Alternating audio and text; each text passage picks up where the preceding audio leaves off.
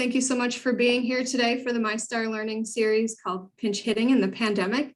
We have some great resources to share with you, and I hope you'll be able to find some things you can use in your classroom here, maybe even tomorrow. We've got some new things to share, and we're excited for you to be here today. So to start off with a little icebreaker, we kind of wanted to hear from folks like, what's been your biggest challenge pinch hitting during the pandemic? The classroom's been a little weird lately. And so there's been a lot of changes going on with managing students and the classroom and just the ins and outs of everything this year. And so we'd like to hear from you what struggles have you had and maybe haven't been able to resolve yet? Or maybe you have resolved a challenge, but it was a challenge earlier in the year. And so everyone should have edit access. Thanks, Chris. Dueling chat comments there. So please hop into the slides and grab a row and start typing. All right.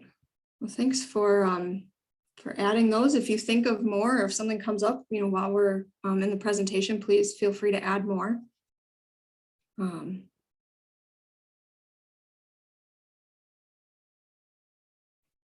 then Chris added the call-in information, if that would be an easier way to connect, if the video is laggy. All right, well, thank you so much for adding those. I know it's been a challenging year so far. Hopefully it's getting a little better with numbers coming down, but that just kind of changes the game, right? So we'll revisit these challenges a little later in the session and see if we can't get some solutions for you too. Maybe there's some things we'll share in our presentation today that can help address some of these problems. So today, just a quick session outline. We have some new off-the-shelf lessons to share, and those might be good fillers if you're trying to wait, if you've got a bunch of kids out of class, or you need some support on the content. We're going to share a couple new lessons we've published. And then we've also got some folks here from the Noise Fellowship program that have developed these amazing resources for subplans or like in a pinch resources. They've got reading in them, they've got reflecting, like it's a really great extension, and they're available for all of our MyStar units. And there's multiple readings for most of the units even. So it's hopefully something you'll be able to find very useful.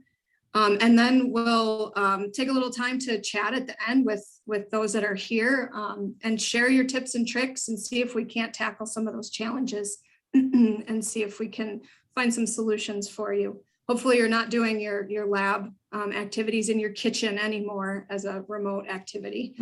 We've moved past that, hopefully. And we've got some great presenters here today. We have Chuck Palisari. He's a MyStar science teacher at Jeffers High School in Adams Township. And we also have Chris Gear here, who's our MyStar professional learning coordinator. She'll give us a little rundown on one of the off-the-shelf lessons. And then we've got Lori Hall and Lori Hurley, who have done an amazing job leading the subplan work. And Chuck, I think, was also a part of this. So we've got the whole crew here to give you the outline of those subplans and how you can use those in your classroom. So first off, I'm just going to give a real quick overview of those off-the-shelf lessons, just to give everybody, kind of that grounded space of what we're talking about. They're meant to help students develop background knowledge and skills that they need to fully engage with the next generation science standards. Some of the lessons introduce cross-cutting concepts like patterns or systems and system models. And other lessons, like the ones we're going to talk about today, cover key science content like atoms and molecules, or tricky practices like claim evidence and reasoning. We have 8 off-the-shelf lessons that are available for current MyStar subscribers, and we have a few more that we'll be rolling out this summer. We do have some public resources that are available for any teacher, including a remote version of the systems and system models lesson. There's some great adaptations in there. As well as some other remote resources that focus on science and engineering practices. Those pages are linked in the slides and in the public agenda for both of the public and MyStar resources. The MyStar resources you will need a login to access. So we have a couple fairly new off-the-shelf lessons that we'd like to give you an overview of here today. We're really excited about both of these topics and hope your students will benefit from them. So the first new off-the-shelf lesson is called What is Matter Made of? This is our atoms and molecules lesson, but we didn't want to give away the answers in the lesson title for students. So we tweaked the name just a little bit. So in this lesson, students think about matter on the tiniest scale they can imagine, and they use a water electrolysis demo to gather evidence that a water molecule is made up of 2 hydrogen atoms and 1 oxygen atom. We'll hear more about this electrolysis demo in a minute from Chuck, because it's a really cool experience for your students, but it takes a little bit of setup and logistics to properly execute in the classroom.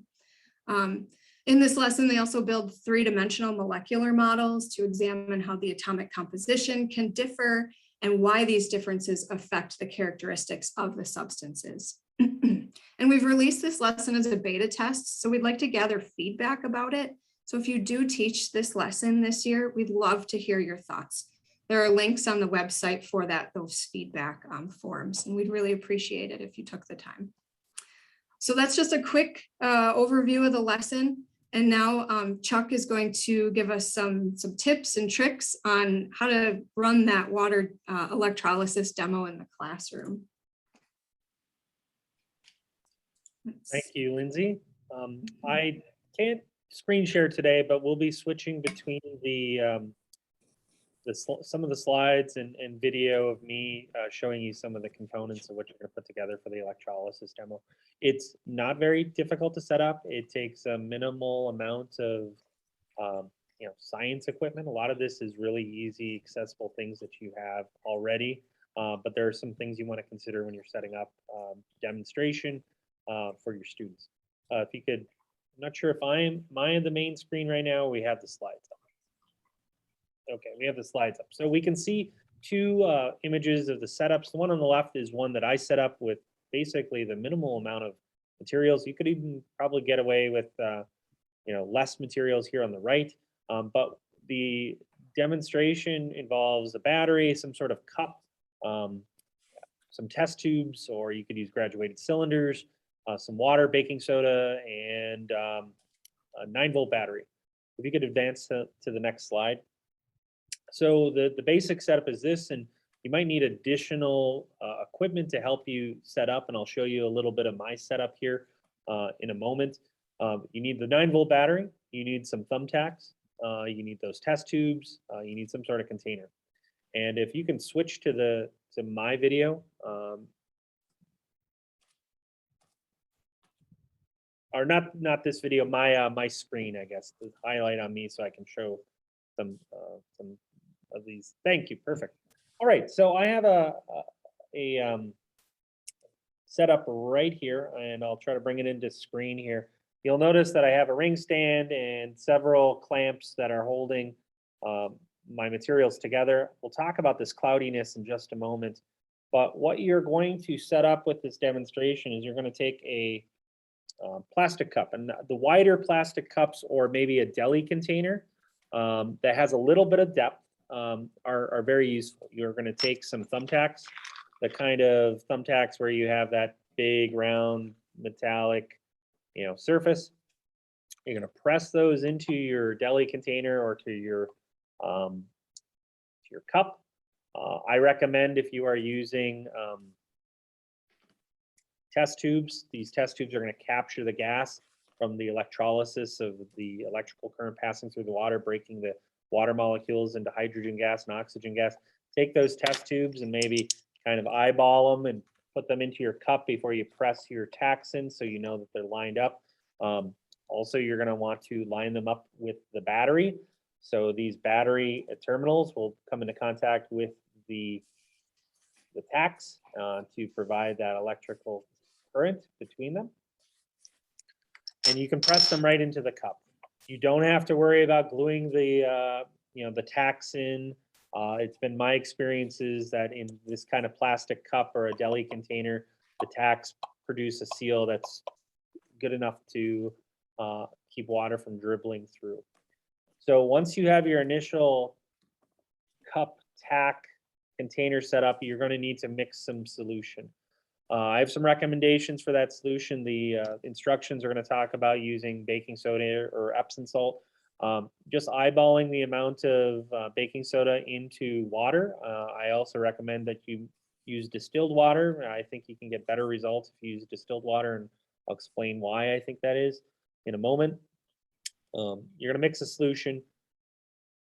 It's an approximate scoop of solution in, so you don't have cloudiness, but you want enough of the baking soda in solution to help the electrolysis move through with, I think, essentially electrolyte. And then you will lower those test tubes on top of the tacks.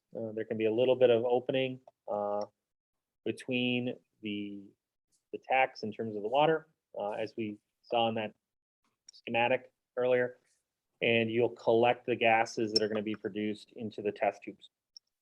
When you collect the gas into the test tubes, you do need to use kind of a displacement method.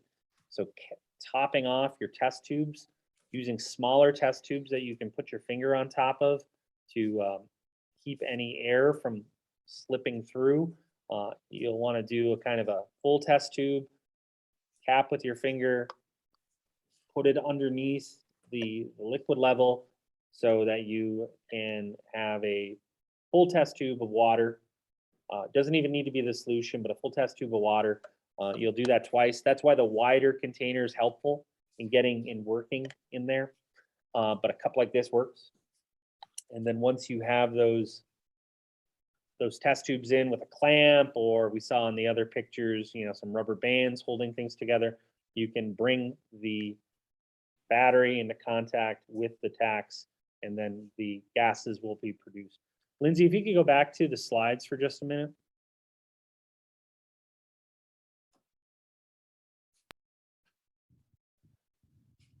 And go back one slide to the pictures, so the setup. Now, what will happen, and I think the picture on the right does a little bit better job of showing what's going to happen, the reaction. Gases will be produced at those terminals of the tacks. The gases will travel upward into your test tubes. On the right side, we can see there's a volume difference. On the left side, and that setup, it's equal, probably just from some sort of slippage of the some air getting in. But we can see a volume difference, and that volume difference should be 2-to-1 volume difference. So you are producing twice as much hydrogen gas as oxygen gas, or twice as much H2 as O2. This isn't really a lesson on, say, the chemical reaction that's occurring here. What we're really concerned with is just breaking the water molecules into their parts, the hydrogen and the oxygen. So we should see a differentiation between that, twice as much hydrogen to oxygen. If you would like, and you can switch back to my screen, if you really want to show that beyond just kind of a qualitative demonstration, using small test tubes, or excuse me, small graduated cylinders, maybe about this size, you can remove that kind of stand cap and use those instead. If you have enough apparatus to kind of hold things together, can be used. I don't recommend anything this big, because you have to produce quite a bit of gas, because these cylinders don't really start grading up until about 3 or 4 mils. But if you use the smaller test tubes, they'll fit into the container. Depending on the mouth, this test tube's graduated cylinder is probably better because it has a smaller mouth opposed to the big mouth.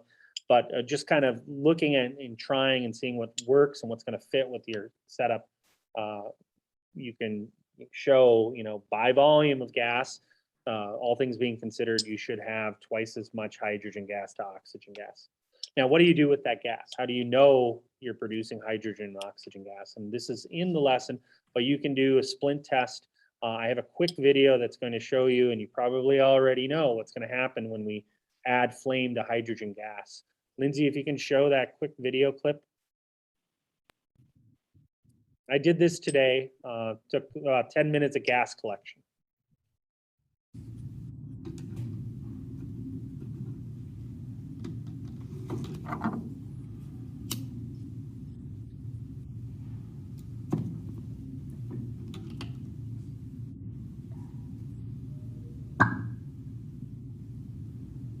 So we see that that gas, the hydrogen gas explosion, quote unquote. I think you get the best results if you have the kid either hold the test tube or put the splint in, because you can get a little bit of a jump.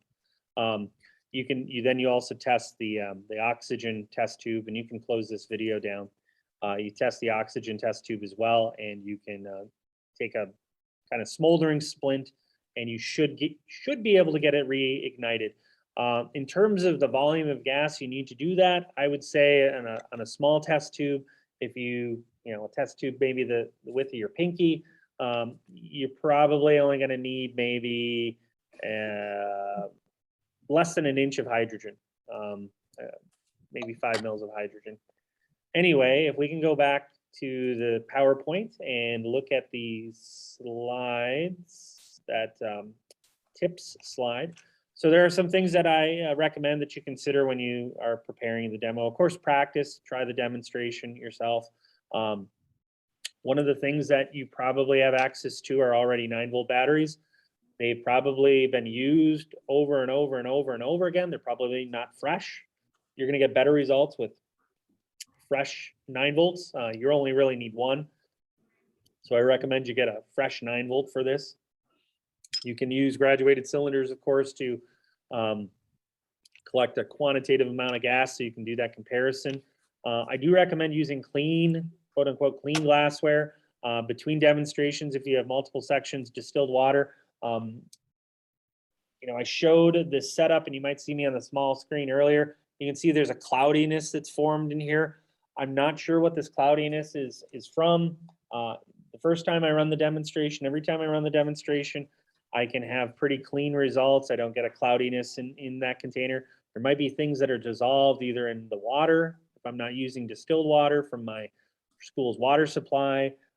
There's corrosion that forms on the end of the thumbtacks on where the oxygen is being formed. I think the oxygen might be reacting also. I've had some experiences where I've formed a green cloudiness, maybe dirty test tubes, and the oxygen that's being produced is reacting and producing something in solution to give it a green color. So I recommend using clean glassware between demonstrations and distilled water if possible.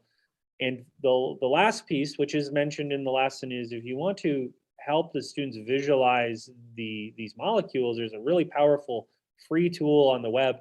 It's called MoleView, and MoleView will allow you to use a search, and it's browser-based. It will work with modern browsers, and you can create 3-dimensional models, and it's got a lot of powerful tools with it, but just the visualization, the ball and stick visualization models are helpful for your students to recognize these structures and how molecules and atoms are related to one another. But I don't want to take any more time, so I think there's probably like a question time at the end, or is it right now, Lindsay? Yeah, if anyone has questions for Chuck about the activity or the off-the-shelf lesson, if you want to just put them in the chat, and we'll collect them all, and we'll have time for questions at the end. Thank you so much, Chuck. We appreciate your expertise on the activity. There's little, finesse pieces, and I think the big takeaway is make sure you try it before you get in front of your students and try to do your demo. It's always got to practice first, right?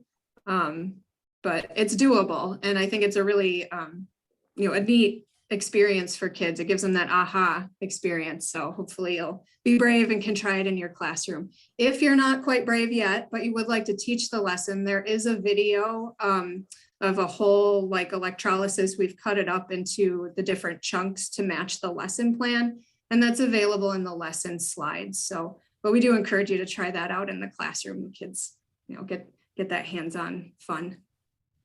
Thanks so much, Chuck, for being here and talking to us about that activity. We really appreciate it. And now we'll hear from Chris about our other off-the-shelf lesson that we just released last week on CERA. All right, thanks everybody. So claim evidence reasoning is something that my students struggled with, that I struggled with. had conversations with other teachers, with other professional developers, with MyStar staff, and we struggled. So just to start off, on the next slide, Lindsay, I did link, we're going to do a little virtual vote with your feet, and that link's going to take you to a Jamboard. And Lindsay, if you would click on that, please, so we can see the Jamboard. And what I'm asking you to do is just grab a sticky note on the side there and put your name on it. And I'd like you to vote which part of the claim evidence reasoning that your students struggle with the most, or do they struggle with all of it? So you're going to just put a sticky note with your name in the section that you think is the hardest for kids to do. All right, thanks. I've done this activity twice in the last week or so with different audiences, and it's a pretty consistent that reasoning is what they struggle with the most, or all of it. Sometimes evidence is hard, especially with sixth graders, to know what's good evidence, what's relevant evidence, but where kids really fall down is the reasoning piece. And I know I struggled with that too. I just did not know how to explain it to them because I wasn't sure. It was one of those things like, you know it when you see it, but we didn't have a really good description for it. So we could go back to the slides, please, Lindsay. And the next one. Thank you. So I'm gonna, we did some digging and some research and some book studies and things like that here at MyStar over the summer. And one of the pieces that was the big aha moment, I think, for me, was digging around with Paul Anderson from Bozeman Science. He has a great video clip about framing the claim. And so the whole video is about 8 minutes long, highly recommend it. But I just want you to watch about 1.5 minutes of a clip where he talks about what makes reasoning hard and how to make it a little easier. Claim is an answer to a question that's asked. Evidence is going to be what you gather, empirical evidence that's gathered in the lab or through research. And then reasoning is going to be a logical connection between the evidence and the claim that you're trying to make. Now, students will generally do really good at the evidence gathering, but they fall down when it comes to this logical connection. And so a good tip is to make sure that your reasoning is based in some kind of a scientific definition, rule, principle. That's a way that in science we can all agree on that. Now, what should a teacher provide? A teacher should simply provide a good question and a way to answer that question. So let's say in the science classroom, I give my students a bunch of dice, but they're different looking dice. They're skew dice that look like this. And I ask them the following question. Are these skew dice fair? Now, they could start gathering evidence right away. They could roll the dice a bunch of times. We could measure the dice, look at their center of gravity, maybe measure all of the sides to make sure that they're all the same. But before we jump in and start doing evidence, make sure that you've actually framed the question and you understand what's being asked. Make sure that you could define everything that's in this question itself. I'm sure you know what skew dice is, but are we all in agreement with what it is to be fair? Well, let's define it. Fair is this idea that each side has an equal probability of ending up on top. Now, once we have that definition, you can use that in that logical connection. Let's get to an actual science question that we could answer. Is air matter? That's a question you could answer in the science laboratory. Before we dig in and start gathering evidence, however, we should frame the question and make sure that we understand what every term in there means. So what is air? Air is an invisible substance that surrounds the earth. What is matter? Matter is anything that has mass and takes up space. What else do we know about matter? It can be neither created nor destroyed. So sometimes it's helpful at the beginning to get all of these listed out so that we can use them at a later date. Now, all right, so thanks, Lindsay. Next slide. So what we're proposing in our CERA off-the-shelf unit is that we scaffold that reasoning piece for kids. And one of the main ways we're going to scaffold it is we're going to identify the science principles involved. What do you need to know? What do we all agree on about the science in the claim? And we're going to make a box for it and we're going to list it out. And you can either give it to kids up front as a form of scaffolding. You could have class discussion about what do we know and come up with a consensus principle or set of principles. But once you've got that principle, and then kids list their evidence, then the reasoning piece becomes talk about the principle, talk about the evidence, how are those two connected to support the claim. And so just having that principle piece, calling it out, making sure it's clear, and then providing a little bit of structure in the reasoning if you want to, especially in 6th grade, and you can kind of slowly remove that scaffolding as you kids go through 7th and 8th grade, can really help kids write strong scientific reasoning. So in our off-the-shelf lesson, we talk about identifying the science principle and why that's important. Next slide, Lindsay. And so then the other piece of the claim evidence, reasoning, and argumentation that drove me crazy for the longest time is people would use explanation and argumentation kind of interchangeably, and I could never really nail down anyone who could really, like, what's the difference? And so again, we dug around and checked with the experts and did some book studies and things like that. And I think we have a pretty clear definition of an argument now. So you basically are going to use that claim, evidence, and reasoning. It's kind of your pre-writing if you're going to do an argument. So you go with your explanation, and then the argument is going to use that explanation, but it's really just kind of a different type of writing. It's a persuasive type of writing. So an explanation is more expository. An argument happens when discourse around competing claims. So it's something that maybe not everybody agrees with that claim. You know, you're going to have some people who think one way and some people who think another. And so when you make an argument, then you're trying to convince somebody or be persuasive. And so there's the difference. And then there's also the claim evidence reasoning becomes a building block for making that argument. You won't always have arguments.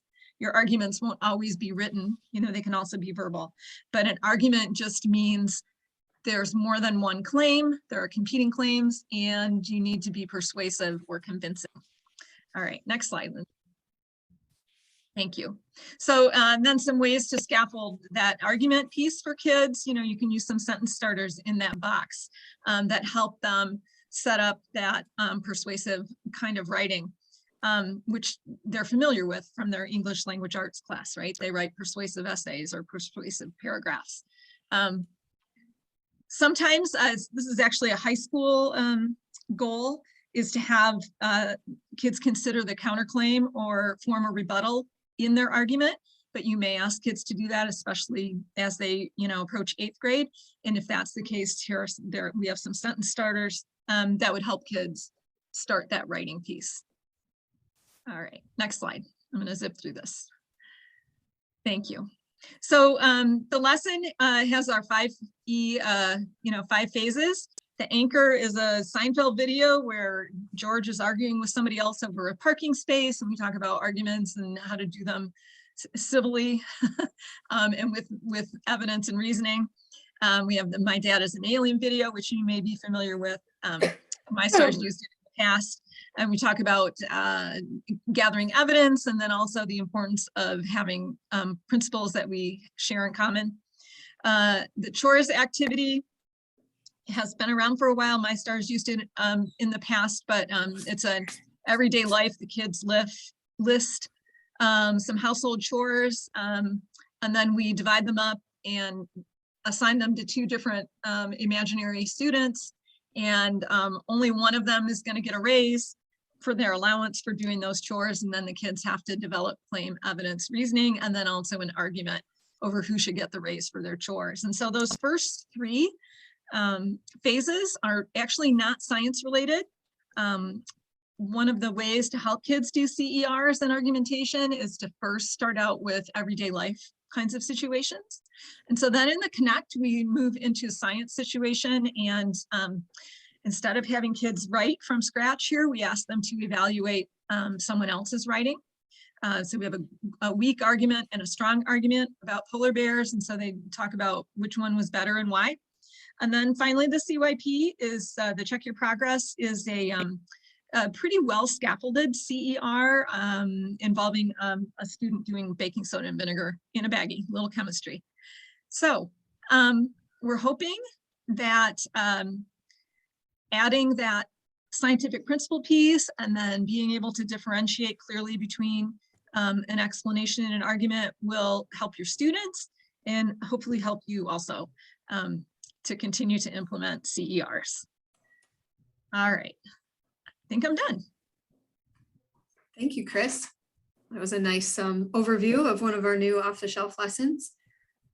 If anyone has any questions for Chris about the lesson or anything in it, please put it in the chat and we can make sure to hit all those questions at the end.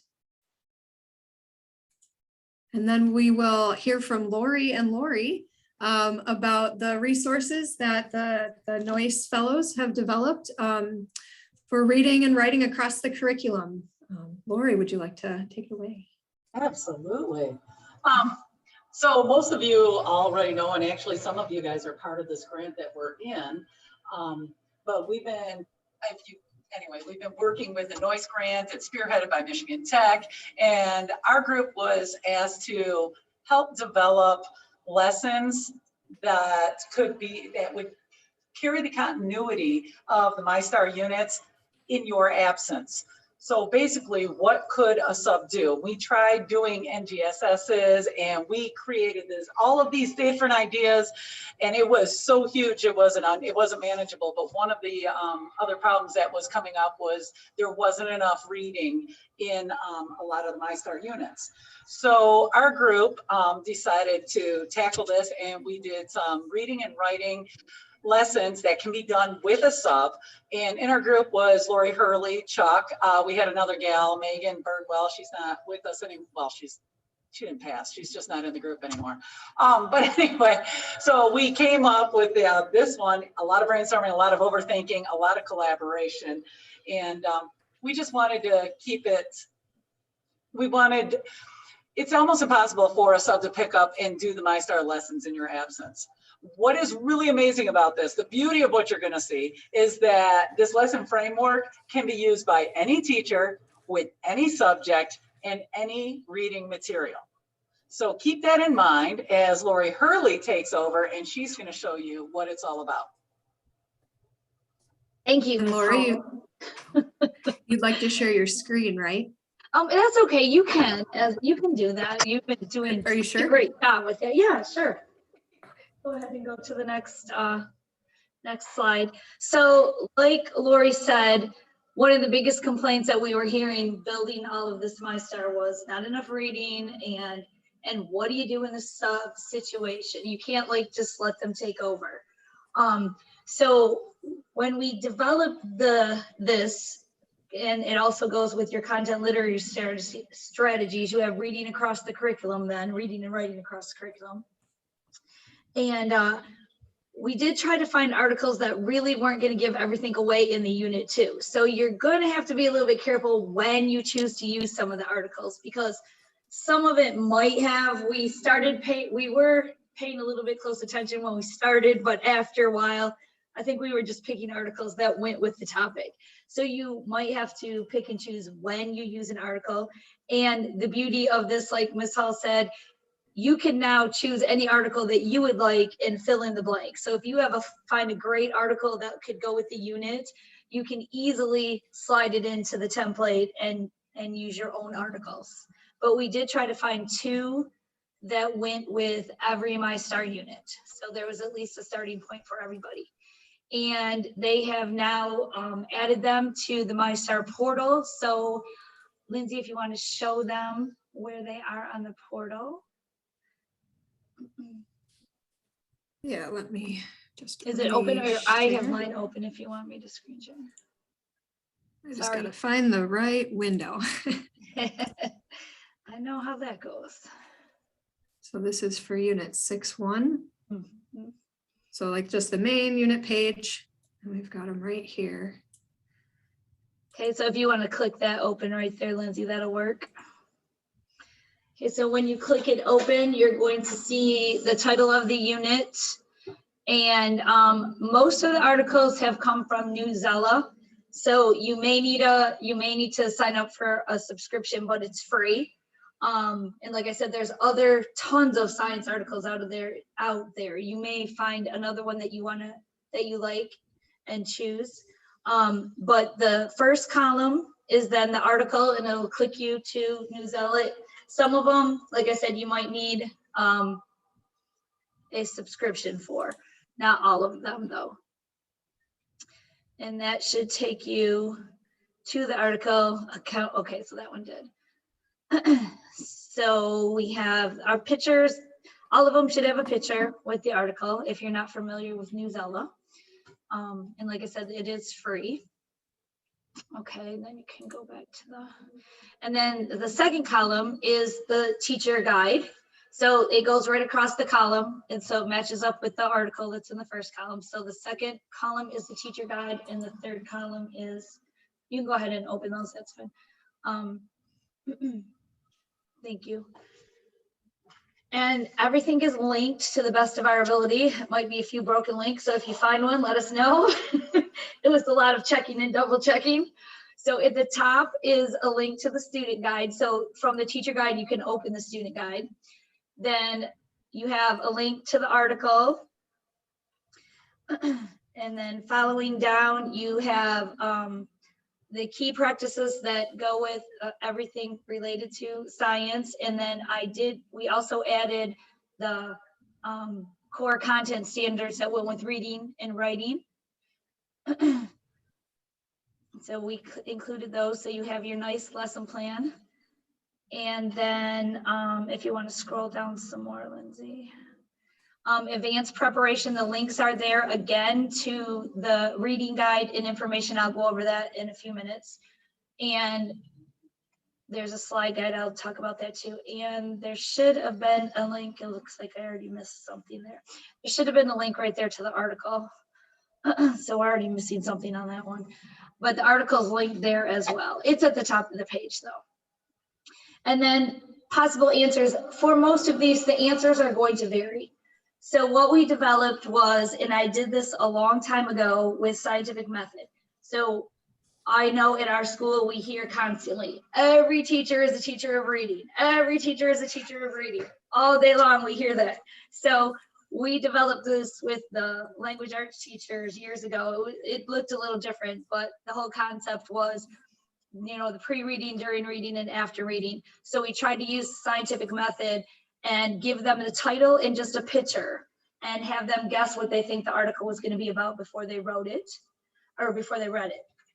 So that would get them thinking. And then when I originally did this, they had to write me 2 words that they knew in the title also. They had to define 2 words in the title to give them a little bit more, but that's not, we didn't include that in here.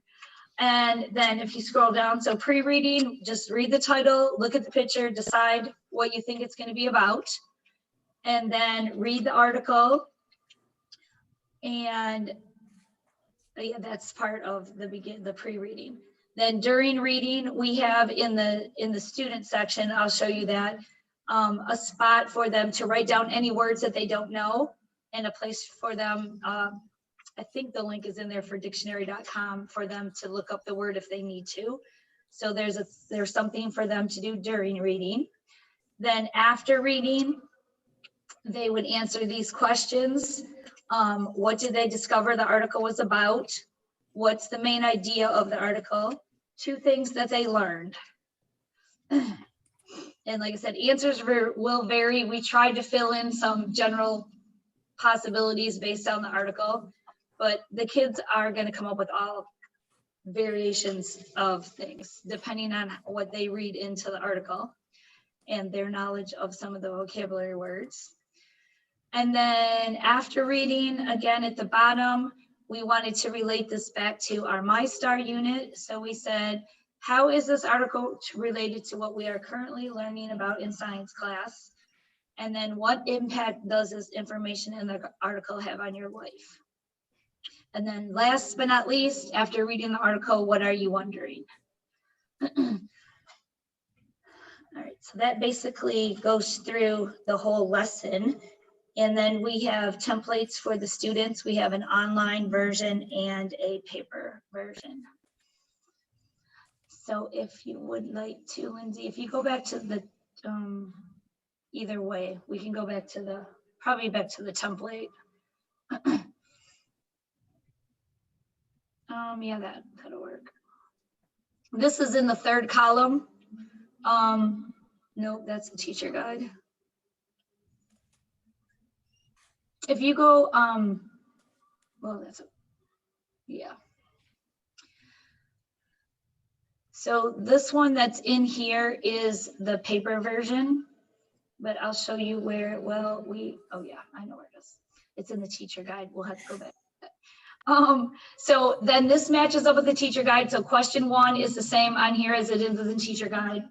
And it's just a place for the kids to fill in information. And there's the chart I was talking about. So during reading, if they want to add words that they don't know while they're reading, they can write them there and look up the definitions. And the questions are exactly the same from the teacher's edition. After reading, and then their conclusion at the end, how is it related to the MyStar unit and what are they wondering? All right, and then Lindsay, if you go back to, if you click the virtual, go back to the slideshow and then click the virtual one. That one that you just saw was the paper pencil, but there's a slide guide one available too that we made. So the questions are just on each slide and a spot for them to write the answers.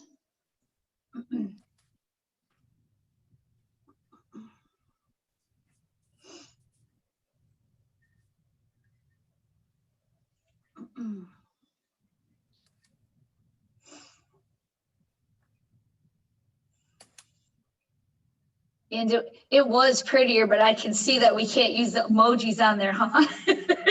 Oh, that darn copyright, Lori. Sorry about that. Like, they were cuter than that. What happened? So I'm gonna go back and cuten them up with something we can use. They gotta have some kind of flavor on there. Okay. A little more color. Yes. And I think that's it. Like I said, we tried to, like I said, reading and writing, we're constantly hearing that. So just, and like, this is just a sample of something I used to use. I used to make them write 3 paragraphs. This used to be a little bit more meat to it, but I think it works for what we need to do for MyStar right now. Any questions that you want? Are we doing breakout, Lindsay, for questions, or we're just answering them at the end? We can open it up to questions if folks have any questions about the subplans or any of the lessons that we've talked about today. I have a quick question. Where's the virtual template linked on the MyStar site? I don't know. Is that a... Okay, so Lindsay, if you go back to the teacher guide, I'll show you where it is. It's not on there. It's not. Oh, it's in the teacher guide. Yeah, it is, because that's what I was asking, because they didn't put, we'll have to work on that. So where it says slide guide, Okay. right there, yep. So, All right, and then top, like, both things are right there. The first Okay. one is the paper one, and then the second one is the slide guide. okay, thank So you. I the kind of missed teachers- that the first time. And then you can just make a copy for every kid in Google Classroom. Perfect. Yes. Thank yeah. you. These are Thanks. awesome. Thanks for asking that, Jen, because yeah, we might have to put that onto the templates, maybe. I mean, if that will, we may. I mean, it's in there, but if whatever will be easiest for everybody. Yeah. I'm those gonna- are- Yeah, we can. Oh, go ahead. oh, That's I was gonna okay. say, those are awesome. Thank you so They are much. awesome. This is just our first presentation out of our comfort zone. So let us know. Like I said, you guys, it's easy to fill in your own article. You can pick an article if you don't like the ones we picked. And stuff happens all the time. So something new, like I just used, they found the boat, the other with the endurance ship that sunk. And so we were doing sound and sonar, and so that just fit right in. So I pulled that article and threw that in there as an assignment for my own class, and not even as a sub lesson, just something for you too. You need a little MyStar break. I will put those template links in the teacher resources page that you can always find on the dashboard too. Well, thank you all for putting these together. That was a lot. It was no small feat to do that for all 22 units of the MyStar curriculum. So thank you, thank you. Any other questions about the sub plans or off-the-shelf lessons for our presenters? Okay, if something comes to mind, you can always reach out to us. We just have a couple, oops, not that, too many links. Couple, well then, there we go. Got it now. Just reminders for everyone that's here. We have some other, pandemic teaching resources that you might find helpful. There's remote learning lessons. There's some remote slide guides. There's some hybrid lesson plans out there that, if you are looking for something to fill some time, that pandemic teaching document is linked right at the top of that MyStar dashboard. We do have a couple more virtual learning series and assessment sessions still this year, and another phase 2 session. That topic's assessment still. So if you're interested in any of these topics, the link to the Events for Educators webpage is at the bottom of the slides there, and there's links to register for all of those sessions.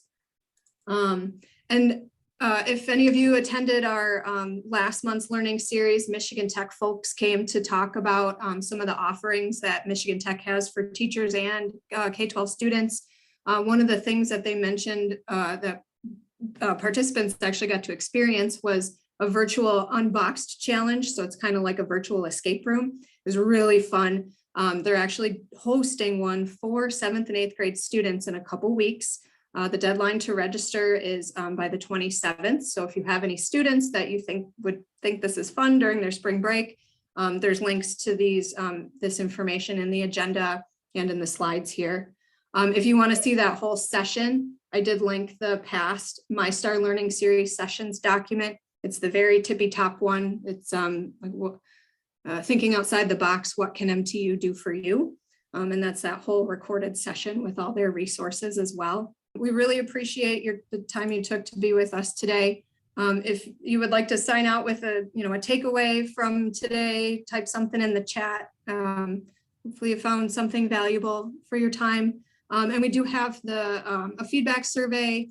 If you would be so kind as to let us know your thoughts, I can put that link in the chat as well. You can suggest other topic ideas.